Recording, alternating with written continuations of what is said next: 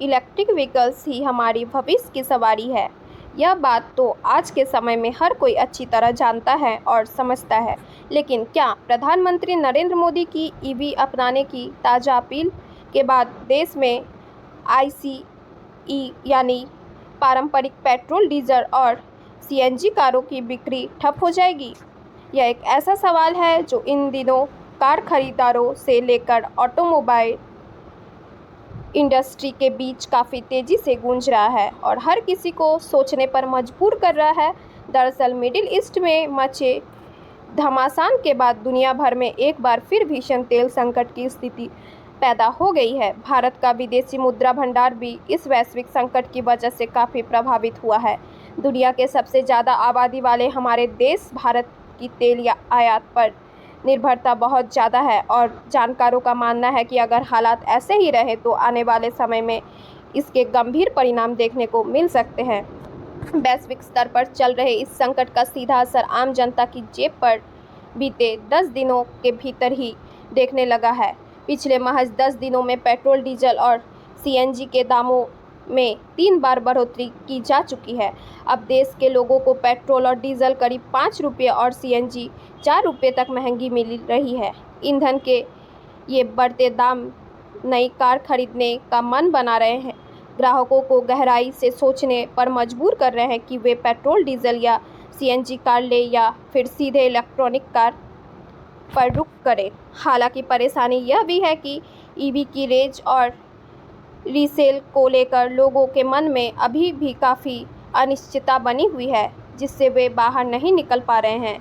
विशेषज्ञों का मानना है कि ऐसे स्थिति में पीएम मोदी की ईवी अपनाने की भावुक अपील का ग्राहकों पर शायद तुरंत कोई जादुई असर ना दिखे और पेट्रोल, डीजल, सीएनजी के साथ साथ हाइब्रिड कारों की रफ्तार पर फिलहाल कोई बड़ा ब्रेक नहीं लगने वाला है। एक बात तो बिल्कुल साफ है कि आज का कार खरीदार पहले के मुकाबले कहीं ज़्यादा समझदार और संवेदनशील हो चुका है। हाल के दिनों में फ्यूल प्राइस में हुए इस बेतहाशा बढ़ोतरी के बाद ग्राहकों के फैसले काफ़ी हद तक प्रभावित हुए हैं। असल में हमारा ऑटो बाजार इस समय मल्टी फ्यूल ट्रांजिशन के दौर से गुजर रहा है। पीएम मोदी की लगातार आ रही अपीलों और ईंधन की आसमान छूती कीमतों ने शोरूम और इलेक्ट्रॉनिक व्हीकल्स की पूछताछ और बुकिंग में एक बड़ा उछाल तो ला दिया है, लेकिन क्या ये बुकिंग वाकई आने वाले दिनों में डिलीवरी के बदलेगी और सड़कों पर गाड़ियां दौड़ती दिखेंगी?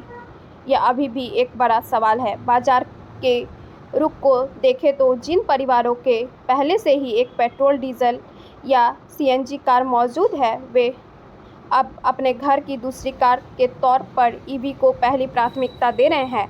हालांकि जो लोग अपनी पहली या इकलौती कार खरीद रहे हैं, उनके लिए सीएनजी और हाइब्रिड गाड़ियां अभी भी पेट्रोल, डीजल के सबसे बेहतरीन विकल्प के रूप में बनी हुई है।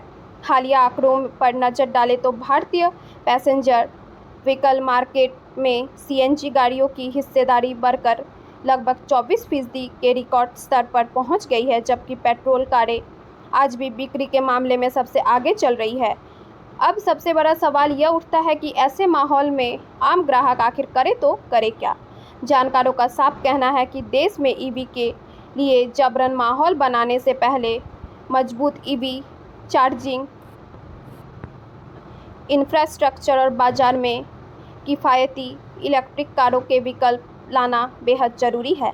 भारतीय ग्राहक हमेशा से वैल्यू फॉर मनी यानी पैसा वसूल चीज़ें खरीदना पसंद करते हैं।